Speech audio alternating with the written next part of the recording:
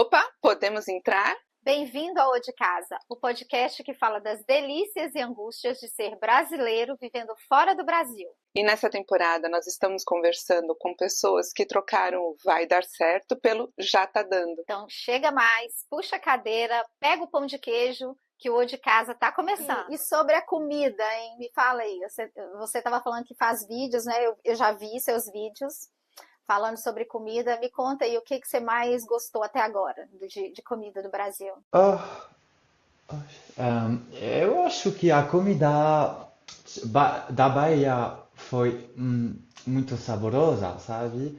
Meu prato favorito é entre o pão de queijo e o acarajé. Não sei qual É escolher, difícil, sabe? né? Eu amo É acarajé. difícil. Acarajé é Eu sou muito bom. mineira, pão de queijo para mim não tem nem, eu não consigo fazer um paralelo pão de queijo com nada, né? Pão de queijo para mim é zerinho, não é nenhum, é zerinho, é pão de queijo. Mas o acarajé é maravilhoso, eu amo Aham. acarajé. E o bolo de cenoura também, porque isso não existe na França. Bolo de cenoura com cobertura de chocolate. Chocolate, é tão simples, né? E Muito bom. bom demais. É muito bom. E É quando você vai verdade. comer o acarajé, você pede ele quente ou frio? Isso é uma coisa porque a primeira vez eu tava tipo, quente! E o meu amigo Claro que é me falou, quente é com pimenta. Então frio, por favor. Não sabia. É. Não, nem eu, quando eu fui comer a primeira vez também, eu estranhei. Eu falei, gente, é lógico que é quente, pelo amor de Ai, Deus. Depois eu não aguentei comer. mas é frio então. Ô, Marcos, e Melhor, sobre melhor. os sotaques, né? Então, o português, você deve ter percebido que é bem diferente, né? O sotaque do pessoal lá da Bahia, com o pessoal do Rio de Janeiro e com outros estados. Não sei se você teve essa experiência. E, inclusive, o português de Portugal, né? Então, como é para você? O que que é mais fácil, o que que é mais difícil de entender? Com certeza, para mim, o mais difícil é o português de Portugal, porque o sotaque é muito diferente, eu não consigo entender bem nada, quase nada. E no Brasil eu gosto muito, eu acho o sotaque de carioca engraçado, com esse chi, sabe? Três, É. gostoso. Eu gosto de imitar, mas aprendi com o sotaque da Bahia. Então, de Salvador, que Bahia é muito grande. É a MEI. Acho que o mais fácil para mim é talvez o sotaque de Goiás ou de BH, porque eles são parecidos. Minas Gerais e Goiás para mim são parecidos e bem aberto, bem fácil para entender. Só que às vezes o povo fala muito rápido. É as Engole, né, umas gírias que palavras. são mais complicadas para entender. Eu acho que a gente conversa muito com expressões ou gírias, né? Então, se você não conhece, se pensar bem, se você não precisa conhecer a língua portuguesa, você conhecer as expressões e as gírias, você já Uhum, consegue se achar. verdade. Então, Eu fiz um imagina vídeo que... sobre isso. Conta pra gente. Tipo, eu pergunto uma coisa. Às vezes tem pessoas que vão dizer sei lá para dizer não sei. No início eu não sabia. Então eu perguntei uma coisa e a pessoa tava tipo, sei lá. E eu tava esperando. Não E sei. aí, não sei, Marcos. Porque Ah, começa com sei, né? Sei, aí é, você já imagina, ela sabe. sei lá. Por favor, você tem Guaraná? Tem, mas acabou. Tem, mas acabou. Sabe? Isso É é muito diferente. curioso, né? Curioso, mas acho que em todas as línguas tem isso. Uhum, uhum, Só que o sim. Brasil é bem grande, então tem demais expressões e jeito de chamar uma pessoa. Como? Que, ma- que, é, Eu acho, não tenho certeza, mas tem pô, moço, mano, moça. eh, eh, o povo brasileiro amou de xingar também entre amigos, sabe? Ah, sim. Não vou falar aqui, mas tem palavras que eu aprendi para xingar com Xinga. amigos. é xingar carinhoso, né? É isso. Meu querido, meu lindo, meu bem, meu neném, Meu rei. meu amor, meu rei, todo mundo tava apaixonado comigo, né? Eu vi esse vídeo seu falando, "Ah, eu É, cheguei no Brasil, achei que todo mundo me amava, meu bem, ô meu amor, minha querida." é. Se a gente pudesse fazer um intercâmbio cultural e você pensasse assim, eu acho que os franceses poderiam aprender tal coisa com os brasileiros e os brasileiros poderiam aprender tal coisa com os franceses. O que seria? Você consegue ver isso? Eu acho que o povo brasileiro podia aprender a ser um pouco mais direito e o povo francês um pouco menos direito e a amar mais. Por quê? Quando eu não quero fazer alguma coisa, eu vou simplesmente dizer não. Mas o povo francês, tipo, é de mais direito, e às vezes a gente vai um pouco machucar a pessoa em frente. Então, o povo brasileiro tem que aprender a estar mais direito, porque às vezes, se você não quer, me digo, eu não quero, por favor. É melhor, às vezes, de saber do que mentir, do que. Tipo, exemplo, eu estava no Brasil com meu amigo brasileiro e a amiga dele não queria mais sair da tarde e da noite. Ela simplesmente achou excusas Desculpas. Desculpas. desculpas e do momento para um outro momento ela parou de responder. Eu amanhã estava tipo, desculpa, estava ocupado. Não. Se você não quer, só diz, por favor, sabe? É. Eu acho que o povo brasileiro na França, todo mundo diz isso. Eu aprendi a estar mais direito. Uhum. Um pouco. Sim. É. Isso é verdade mesmo. A gente tem uma tendência a ficar se desculpando, né? Assim, se você não quer fazer alguma coisa, dificilmente você vai falar assim. Tipo, alguém te chama pra sair. Se você não tá afim, você vai falar, não tô afim. Você vai falar assim, vamos ver. Quem sabe, a gente vai marcar. Alguma coisa assim, né? Ninguém vai falar assim, não quero. Porque culturalmente as pessoas entendem como ser rude ou mal educado quando Rejeição. você faz isso. Ou Então, rejeição, né? ou rejeição, Eu exatamente. entendi isso. Eu entendi Eu isso também com o não me tempo. sinto confortável. Eu também É. não me sinto confortável com isso, não, porque é uma questão cultural mesmo, né? Porque no fundo a gente acaba levando para o lado pessoal. Então, se a pessoa fala um não, você já pensa assim, ela não gosta de mim, ela me rejeita, aí já passa assim, não quer fazer nada comigo mais, e não tem nada a ver, Hum, né? É só aquele momento. E aí, para não causar isso na outra pessoa, você fica tentando achar argumentos aceitáveis para a pessoa entender que você não quer e ao mesmo tempo não ficar chateada com você. E uhum, também você teve a oportunidade de exercer a sua mesma profissão fora, que É. também é incomum, né? Assim, não é sempre quando você imigra, a gente conversou com muitas pessoas e a grande maioria tem que se reinventar por N motivos, né? Então, assim, não é tão fácil de você exercer a mesma profissão. E então você consegue ter esse comparativo de como era ser professora Waldorf no Brasil e em Portugal. Uhum. E a profissão, os desafios, você consegue ter essa clareza, assim, dessas diferenças? Tenho. E é muito engraçado, porque aí de novo bate no estereótipo do brasileiro, que é nós sempre achamos que o que nós fazemos é pior que o dos outros, que o que nós temos é pior que o dos outros, né? Então, a pedagogia Waldorf nasceu na Alemanha, né? E em 1919, 1920, e ela espalhou pela Europa e chegou na América, né? América toda. E Portugal estava fechado numa ditadura absurda, de 40 anos de ditadura, um número assim, para não errar. E então, muito fechado. E depois foi que isso foi abrindo lentamente. Então, as escolas Waldorf demoraram muito para chegar aqui, porque o governo muito rígido com a estrutura de ensino dele, né? Isso fez com que quem fala a mesma língua que é o português, que é uma língua rara na Europa, só tem aqui, né?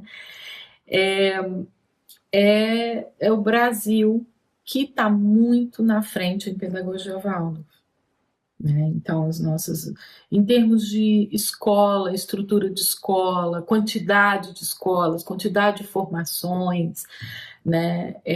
Nós temos muito mais anos do que Portugal, né? E, portanto, temos muito mais experiência em pedagogia Waldorf, em língua portuguesa e tal. Então, os portugueses acabam que têm uma estrutura menor, não tem nenhuma escola com segundo grau, né? Não. A única escola que tem até o 8º ano é a escola que eu trabalho, que é aqui no Algarve. As outras que tem assim reconhecido, né, pelo governo. As outras têm, mas num outro sistema de homeschooling, enfim, é uma outra. Elas têm, mas não têm oficialmente, assim, né? Dessa forma pode dar um registro. Então ela acaba que é muito pequeno a estrutura da pedagogia Waldorf aqui. Então, quais são as diferenças, né? As escolas são menores, tem essa... Aqui, principalmente aqui no Algarve, tem muito estrangeiro. Então, às vezes você tem que dar aula em inglês, por exemplo, né? A língua da escola é o português. Mas logo que eu cheguei, eu vi que se eu não soubesse inglês, eu estava frita. Porque eu chego um menininho lá da Alemanha, eu não falo alemão, mas eu falo inglês, e as crianças normalmente falam inglês também. Eu geralmente pego adolescentes, e aí eu consigo comunicar com esse aluno, né? Depois, os pais não falam português. Se as crianças, então, não falam, imagina, dentro da escola, no dia a dia, os pais é uma dificuldade. Então, você tem que fazer reunião de pais em inglês. Depois... outro choque assim, interessante, né, é que cada pessoa carrega o povo de onde ele vem. E isso não tem hipótese, né? As nossas raízes são algo muito importante. Então, às vezes, aquelas cenas típicas, o brasileiro toma banho todo dia, faça frio, faça calor, pode nevar, pode estar gelado, o cara se enfia no chuveiro, e se duvidar de manhã e de noite. Há culturas que é só sábado, e não tem conversa, e tem disputa, eu já vi 2 mães, uma alemã e uma brasileira, com crianças pequenas, discutindo por que não devia tomar banho todo dia, e a outra dizendo por que devia, entendeu? E isso, fora o desconforto, é lindo, é uma cultura de um povo, sabe? E depois o que comem, as roupas que vestem, o que é reaproveitar, o que é valor para cada um. O que eu reaproveito na minha vida, sabe? E que você vê a pessoa com aquilo a vida inteira, você fala, gente, mas isso já acabou. E a pessoa, aquilo é muito importante, porque na cultura dela aquilo é muito importante. E para o outro, ele já jogou aquilo fora, já comprou um novo. Então, é lindo e é desafiante para um professor, porque você imagina, a gente na escola Waldorf é meio que mãe, assim. Né? Então carrega o menino para viajar, né? Passa o dia inteiro com o menino na escola, e eles trazem comida. E trazem comida. Isso é incrível, né? Então eu tinha aluno que aqui tem um sistema, tem um grupo de pessoas mais naturalistas que, pronto, os veganos. Então o menino abre o lanche, o almoço, e só tem legumes e pimentão cru e coisas cruas. E eu falo, meu Deus, como é que essa menina adolescente vai passar um dia na escola com essa comida, sabe? E tem aluno americano que vem com muito lanche, hambúrguer, essas coisas, e a escola Waldorf não quer, e aí fica, sabe? Então tudo isso para um professor brasileiro, imagina o tanto de preconceito, de camadas que você tem que tirar, né? Porque nós temos aquele sistema, nós moramos, bem dizendo, num continente. Aquilo lá é um continente, né? Se você vai para... morava em Belo Horizonte, você ia para a Amazônia, eu estava em outro planeta, né? É verdade. Aqui, cada esquina que você vira, você está em outro país, e aí tem outra língua, outra cultura, outra coisa. Então, isso tudo encontra muito fácil, muito rápido. Né? E nós lá no Brasil, a gente não tem ideia de como que as pessoas vivem de uma forma tão diferente. E aí na escola que eu trabalho, essas diferenças estão todas misturadas. Isso é bom e é difícil. Já passei muita coisa. O que você esperava encontrar nesse mundo novo? Olha, tudo que eu sabia sobre os Estados Unidos eu aprendi na mídia. Sabe, a gente aprende vendo filmes, vendo séries, ouvindo músicas, e eu esperava aquela realidade. E mentiram pra mim. Mentiram pra nós! Deixa eu te contar, né? Era mentira. Mas, assim, eu encontrei uma educação realmente fantástica. Eles investiam muito na educação na área das artes, na área das músicas, na área da música. E esse investimento é muito claro aqui nas faculdades. E isso reflete a sua educação. Então, para mim, a parte mais chocante mesmo foi a qualidade da educação e a diferença que era entre a minha educação no Brasil e a minha educação nos Estados Unidos. Eu fiquei surpreso porque as pessoas são mais frias, eu acho que todo mundo sabe disso, é uma outra cultura. Elas veem, muita gente vê imigrantes não com a mesma positividade que o brasileiro vê, no geral. Mas, apesar disso, eu tive muita sorte de encontrar muita gente boa na cidade que eu tô, que é uma cidade boa, uma cidade de gente boa, sabe? Então, apesar dos pesares, eu tive muita sorte de encontrar só gente boa por aqui.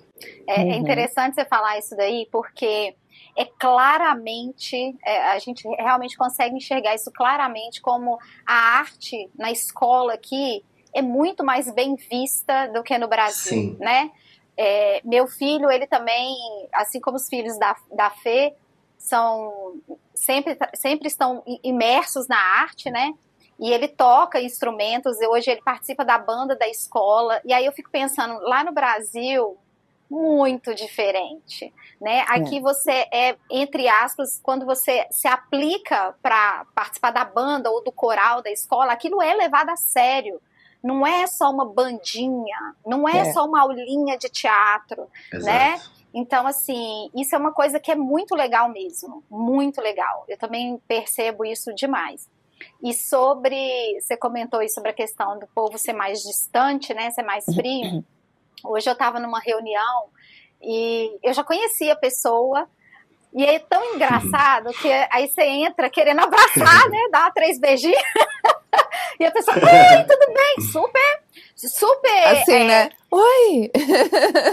Não, mas assim, a pessoa estava super aberta, né? Mas distante, Exato. Fisicamente. E aí, na hora de ir embora, levantamos para ir embora da reunião e eu, tá, então, tchau. É outra realidade. Não tem abraço, não tem beijo. Mas assim, você vê que a pessoa tá super confortável com você, te trata super bem, mas realmente a distância física é uma coisa que cada dia que passa, eu tenho mais experiências e eu ainda fico assim, não julgando, mas realmente é muito diferente. E a gente né? sente, né? A gente sente Não, a falta do calor humano. Sim. Eu acho que eu tenho que andar sempre de jaqueta, porque pelo menos eu tenho um bolso, né, pra colocar a mão. Porque assim, você fica meio assim, né? Então, né? O que eu vou fazer agora? Dar aquela disfarçada, assim, né? Mas voltando um pouquinho dessa questão da música, que é legal de a gente falar para as pessoas, que é muito diferente aqui na escola pública, né? Então, o primeiro que assim, os meus filhos, um filho meu tá no middle school, assim como o da Clara, né? Que seria do 6º ano em diante, 6º, 7º e 8º. Então, tem a sala de música, que é do professor, com todas aquelas coisas, né? E a gente vê nos filmes, as crianças mudam de sala, né? Assim, eles têm que ir no armário, pegar as coisas, isso tudo é verdade. E aí, então, todo o equipamento dos professores já está disponível ali na sala. E também, assim, tem a apresentação da banda, as apresentações, né, que o meu filho participa, os dois, na verdade, porque o outro faz piano também. E aí você vê como eles levam a sério, porque também é uma característica da cultura, que depois a gente já falou outras vezes, de não fazer. Eles têm uma dificuldade de fazer algo no meio, né? Yeah. Então, ou o negócio é muito bom para fazer um mega show, né? Ou ele é muito raso. Yeah. Tem isso, não tem? Tem sim. Fala um pouquinho pra gente. Tem sim.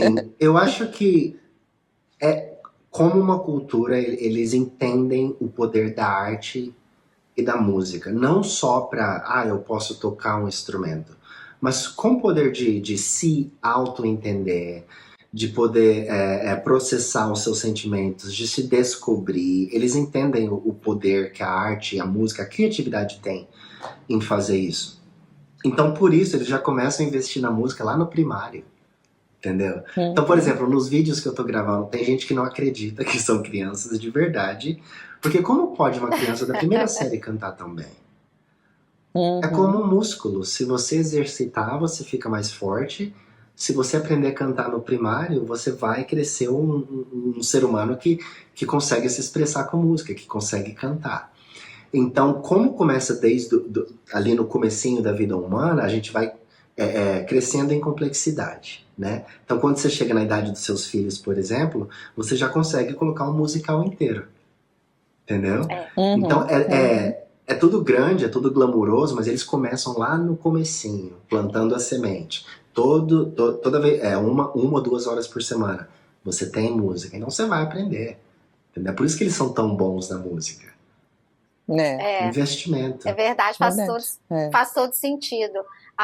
Minha prima tem uma filha também no middle school, e já é o 3º ano que a gente vai em apresentações dela da escola, de musicais, e aí eu fico impressionada de ver aquele tanto de criança cantando mesmo. Exato. Gente, é muito legal, é muito legal. Fora outras habilidades que a criança acaba adquirindo, né? Porque a arte abre a cabeça da gente, abre o campo de visão, né? Você tem muita história, né? Tem muita cultura envolvida na arte. Então, assim, é muito bacana.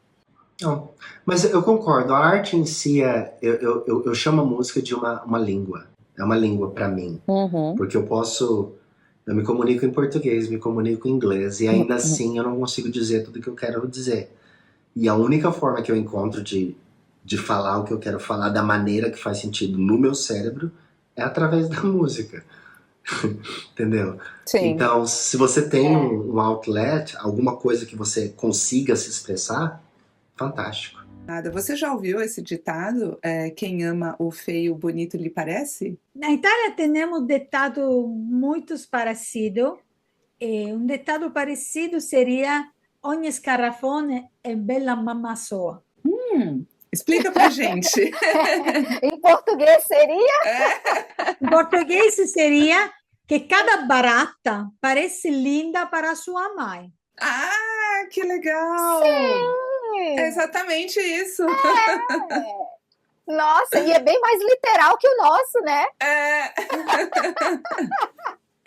Acho que o sentido é o mesmo, porque por uma mãe o filho também pode ser muito feio. A mãe fala: olha que lindo meu filho! Pode parecer uma baratinha, né? De tão feinho. Mas você sabe que eu acho que também a gente pode colocar isso em situações. Sim. Sabe? Assim, às vezes a gente quer fazer alguma coisa e as pessoas que estão vendo de fora estão falando: nossa, mas por que você está fazendo isso? Não tem nada a ver, não tem consistência ou não tem propósito. Mas a gente está tão dentro daquilo que você está fazendo que você fala: não, isso é o certo, né? Não sei, talvez. A gente pode levar por esse lado também. Sabe que uma vez eu fiz um curso de observação goetheanística. Olha só. Uau! E aí a Nome proposta chique. era... nome chique. A proposta era o seguinte: você escolhia uma planta e você tinha que ficar 3 dias observando essa planta. Tipo assim, várias horas do dia. Então você tinha que desenhar a planta, você tinha que olhar os insetos que ficam ali perto da planta, qual que é o desenho do caule, das folhas, das flores, ciclos, se a planta fosse uma pessoa, como ela seria, a personalidade da planta, enfim, você ficava... E aí você ficava tanto tempo observando a planta que você dava nome para a planta, e aí você passa a amar a planta, porque a gente ama aquilo que a gente conhece. E eu tinha escolhido um cactus, então... Imagina, né? Um cactus, que é uma planta, assim, que a primeiro momento parece uma coisa... Na verdade, era um mandacaru, né? Que é um tipo de cactus, né? E que parece uma coisa assim... se fosse uma pessoa que está sempre na defensiva, né? Ninguém se aproxima, porque tem muitos espinhos e bababá. Tenha cuidado. Exatamente. E aí, no final, gente, aquele cactus, eu fiquei apaixonada por ele. Então é tipo isso, né? Assim, quando você conhece, você ama, você não tá nem aí pro que as outras pessoas pensam, né? É É sobre verdade. isso. Pois é, Marina. E no início de cada episódio, a gente sempre pede o convidado para trazer uma música brasileira que o inspire. O que você tem para gente? Eu gosto muito da velha infância. Eu acho que pode ser que o meu gosto por esta música é ligada também ao meu trabalho, não? De lembrança. Mas eu gosto muito, de verdade gosto toda a música de tribalistas. Me ajudou também a aprender o português, mas a velha infância ela é a minha preferida. Linda, linda música. Esse álbum deles, né, que é a Marisa Monte, o Carlinhos Brau e o Arnaldo Antunes. É maravilhoso. Só tem música bela. Só artista, né? Dos melhores, né? Tem música que fala a alma. Sim.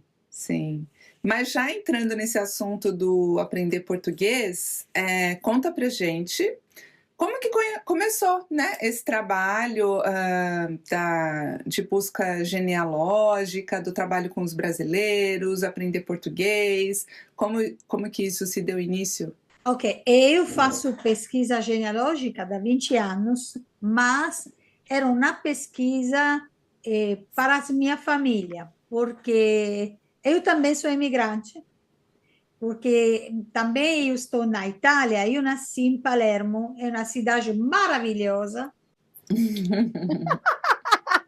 É assim que se fala, depois ela vai falar pra gente, né? Mas é assim que se fala.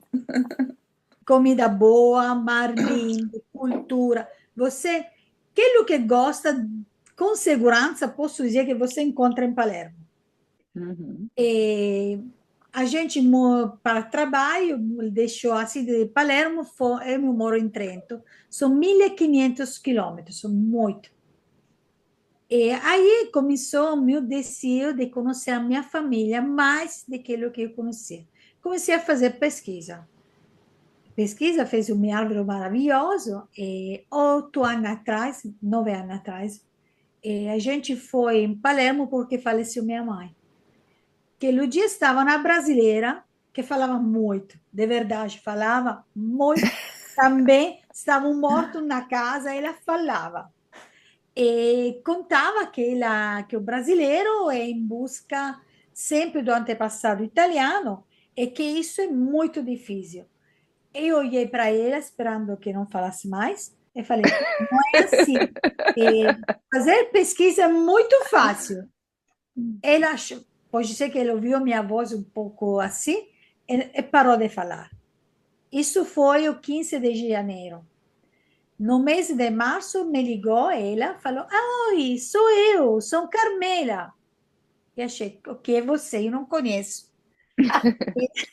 Ela falou, a gente se encontrou, eu tenho uma pesquisa para você. Eu respondi, mas eu não faço trabalho de pesquisadora, eu faço pesquisa para minha família.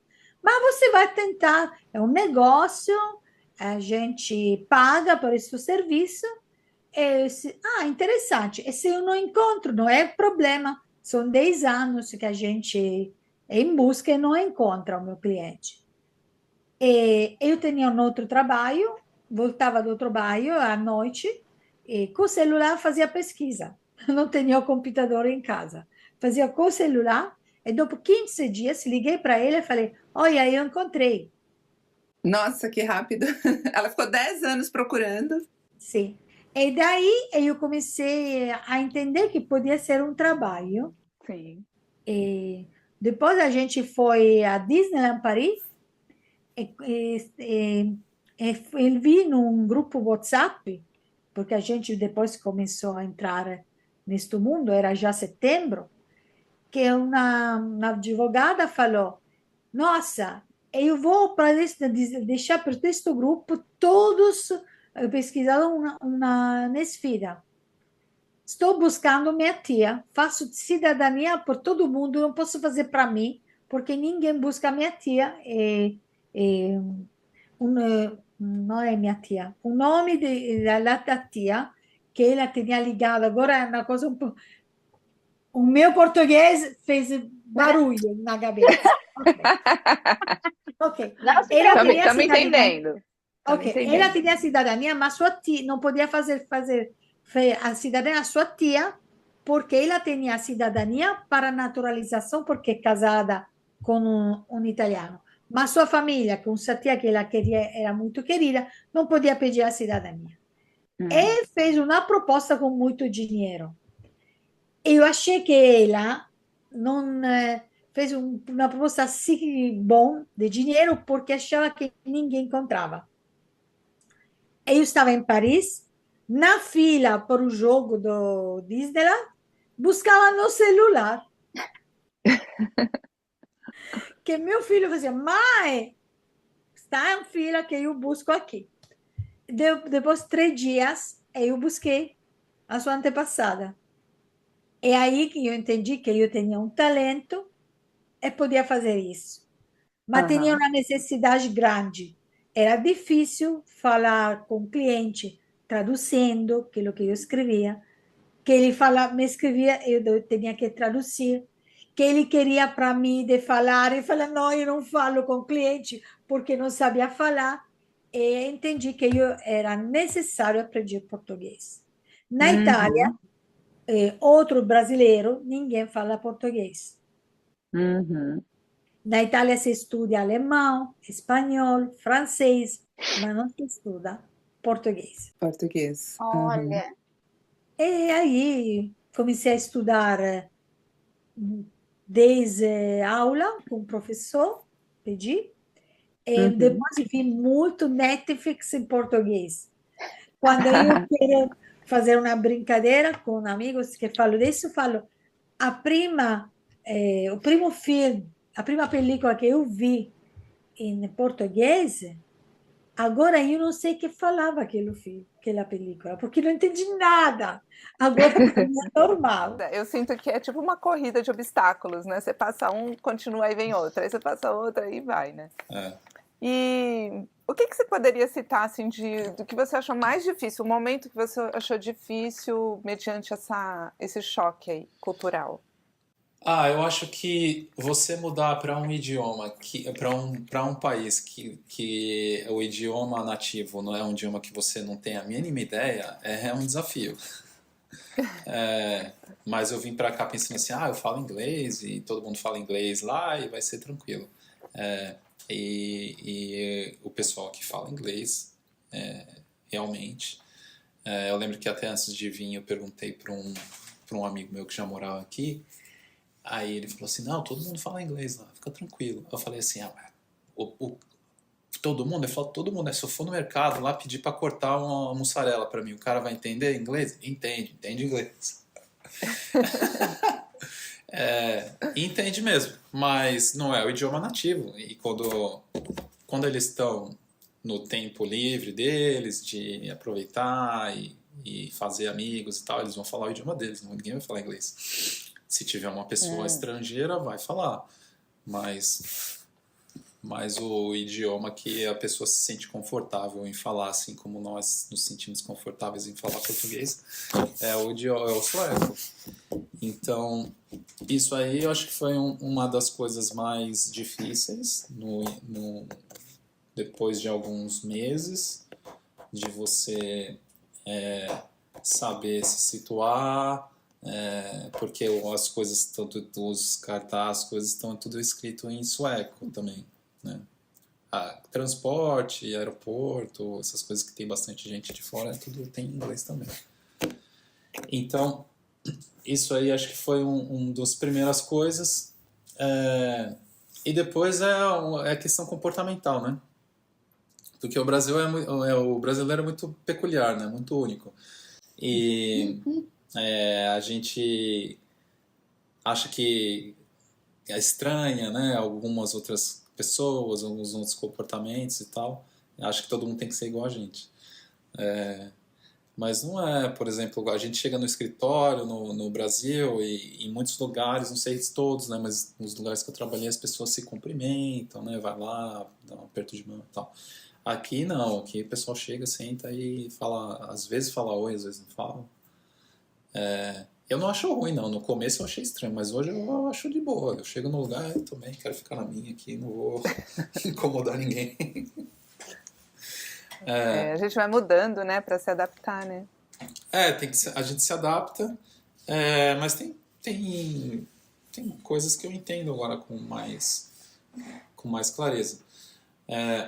Os suecos, eles são um pouco mais reservados, você não fica íntimo assim logo de cara. No Brasil, eu acho que isso aí acontece mais facilmente, né? Você frequenta a casa dos seus amigos, ou do amigo do amigo, né? Você vai ter um churrasco aqui, pode levar? Leva, vai todo mundo, não tem essa, né? Aqui não. É interessante você falar que o brasileiro realmente é mais para frente, né? No sentido de fazer amizade, a gente vai atrás, a gente quer conectar.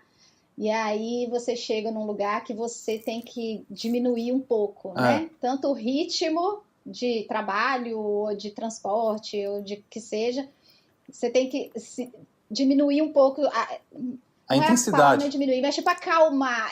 Diminui a intensidade. Ser menos Isso, é verdade. O brasileiro é intenso. O europeu não é intenso, né? Tem muito menos emoção. Isso é muito difícil para mim, isso é muito difícil. Isso é uma coisa que é difícil demais até hoje. Quer dizer, eu tenho pouco tempo que eu tô aqui. Gente, preciso falar uma coisa. Eu tô fazendo um curso e todo mundo né, são americanos lá. Gente, mas eles falam tão baixinho, assim, ó. Você vai pedir uma... Eu tenho uma dúvida. Aí a professora vem assim, posso te ajudar? Tipo sussurrando, sabe, assim? E eu parece fico assim, que tá com vergonha, né? Não, porque isso daqui, não sei o que, assim. Sim, aqui você pode fazer desse jeito. Mas por que você fala tão baixinho? Eu lembrei quando vocês vieram aqui, que a gente foi numa praia, era uma praia, mas não é bem praia, né? Porque as praias aqui, algumas tem pedra e tal. Não sei se você vai lembrar, mas a gente chegou num lugar que era lindo, assim, um dos lugares mais bonitos que eu já fui por aqui. E as pessoas, elas vão nos lugares aqui para curtir o sol, aí tem um gramado bonito, assim, bem cuidado, aquela paisagem, o sol. Aí as pessoas deitam e todo mundo fica, assim, zen, de boa, né? Fala baixinho. Curtindo. Aí eu lembro que a gente chegou, aí tinha umas crianças, e as crianças brincam que nem criança de primeiro mundo, né? Não brinca igual a criança do Brasil. E eu com 2, né? Aí os filhos da Fernanda fazendo uma gritaria, gritando um com o outro, falando alto, e aí eu fiquei meio sem graça, assim. Aí eu fiquei pensando, putz, dá pra ver, dá na cara, assim, essas crianças não são daqui. Eu lembro que... Pior, dá pra ver que é brasileiro. Ô Bruno, fala do seu vizinho. O vizinho do Bruno até deu um apelido para os meninos, não foi? Oh, meu Deus. Terrorista, São hooligans. Hooligans, ele falou, eles são hooligans. Eu também lembro que eles vieram aqui, eles tinham o quê? 5 anos, né? Acho que era 5 e 6, né? Aí tem um prédio aqui na frente do meu prédio, estava em construção, estava quase terminado, mas não tinha ninguém morando ainda. Aí os moleques tomaram banho, saíram aqui na sacada pelado, E aí tinha um cara no prédio, na obra, lá pintando a sacada assim, aí eles pelados assim, dando tchau.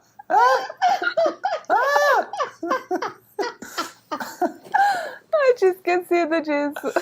Mas então isso aí é uma coisa que não é comum, assim, tipo, a pessoa não fala com quem ela não conhece, né? E é uma coisa que eu sinto falta.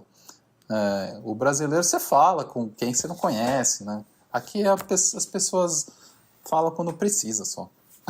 Eu queria te perguntar sobre quais valores brasileiros que você carrega com você, que você espalha no mundo, vamos dizer assim. Não precisa necessariamente ser brasileiro, né? Mas aquilo que você não abre mão. Uhum. Eu acho que o mais brasileiro eu tenho duas coisas, né? Uma meio que uma as duas meio que vão juntas, de mão dadas. A gente fala o calor brasileiro, que é esse dom assim, de ser bem welcoming, né?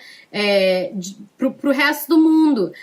Eu acho que eu comentei um pouco mais cedo que o americano, eles não têm essa necessidade de aprender outra língua, e muitos também não têm a vontade de conhecer outras culturas. Sabe? Eles acham que, tudo bem, tem gente,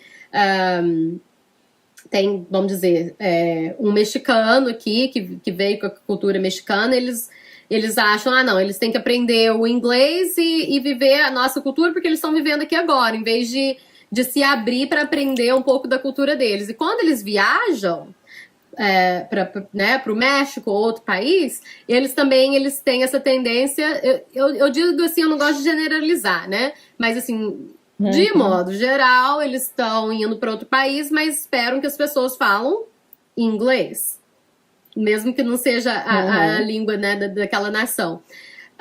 Eu, como brasileira, eu acho que uma coisa que eu trago comigo é isso. Eu tô aberta, não só aberta, mas assim, eu tenho essa vontade, essa paixão de conhecer o resto do mundo, de tentar falar a língua deles, de me abrir e de recebê-los também.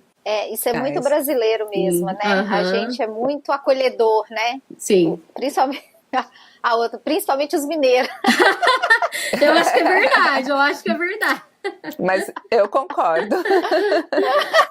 A Fê veio de São Paulo, era minha vizinha em Minas Gerais, pelo amor de Deus, olha só onde estamos. É verdade. E isso, ao mesmo tempo, eu acho que é o que eu mais sinto falta do Brasil.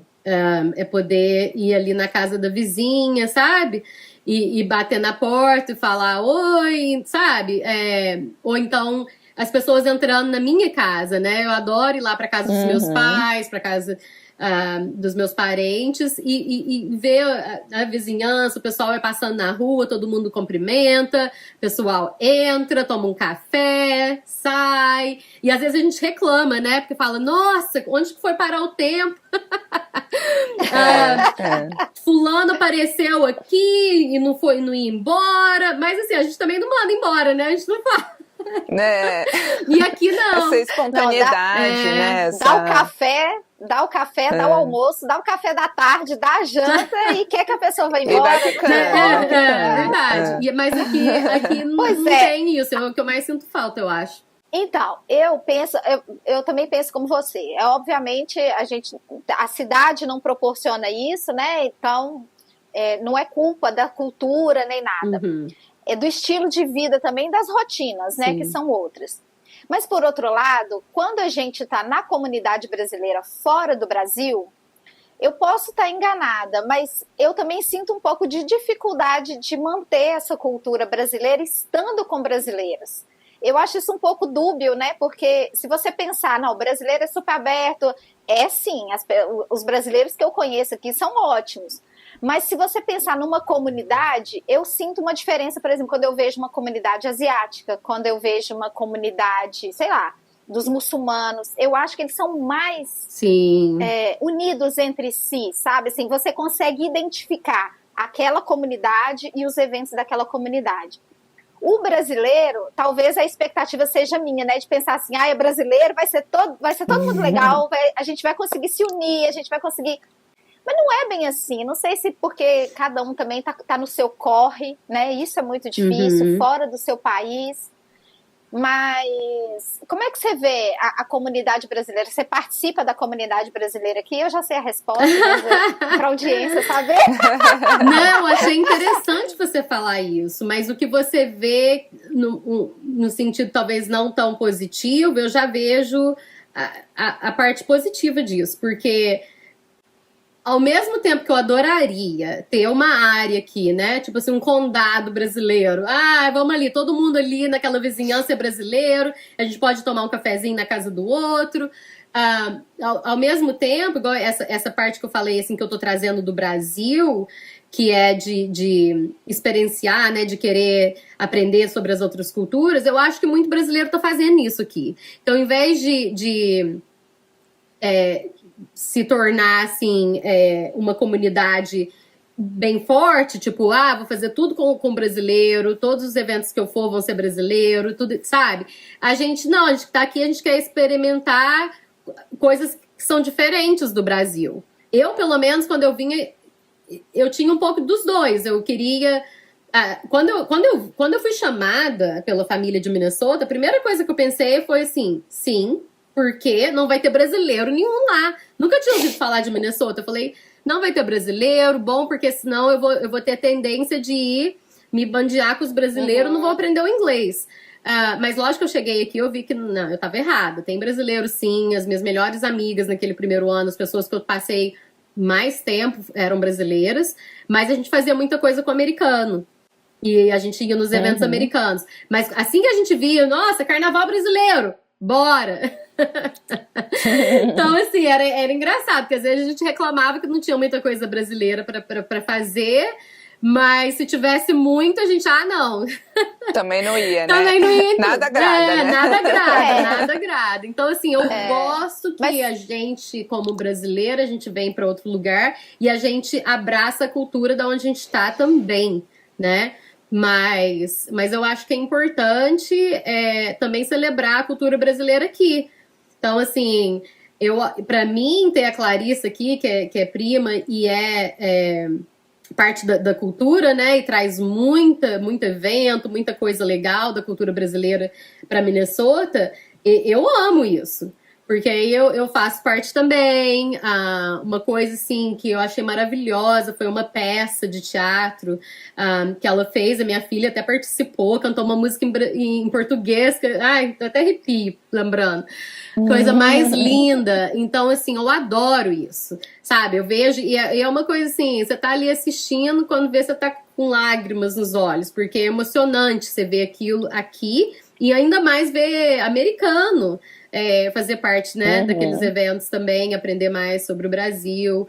Então, acho que tem acho que como tudo na vida, né, tem a parte boa, a parte ruim, da gente não ter aquela cultura, assim, ter o little Brasil, igual tem a little China e tal, né, que é aquela vizinhança que tem, até acho que tem uma vizinhança aqui que tem bastante brasileiro, mas eu não sei, eu acho que eu sou feliz, assim, vivendo, sabe, vivendo aqui, quando eu quero conversar em português, tem alguém sempre, né, que eu posso conversar. Se eu quero encontrar alguém da minha cultura. E tem, assim, eu vou pro Brasil, eu converso com as minhas amigas lá da minha cidadezinha, né, que ainda vivem lá, eu quero saber de tudo, a gente conversa muito. E aqui eu tenho as amigas que mudaram de várias partes do Brasil pra cá e que viveram coisas semelhantes do que eu vivo aqui, né? Que é assim, deixou a família no Brasil, deixou muita coisa para trás e tá agora, né? Tem uma carreira aqui, tá criando filho aqui, então tem muita das mesmas experiências, né? Que eu tenho. Então, assim, é interessante ter essas amizades aqui, mas também criar laços com, por exemplo, no trabalho, eu trabalho com pessoas da Jamaica, da África, da Europa, de todo lugar do mundo, que vieram para cá, ou que os pais vieram para cá, eles cresceram aqui. Então, assim, várias culturas, e eu preciso desse tempo também. Eu acho que eu não... Se eu vivesse num lugar que eu tô é todo mundo brasileiro por aqui, eu acho que eu ia viver menos de conhecer da cultura americana e até outras culturas que mudaram para cá, né? Ô de casa. Ou de casa.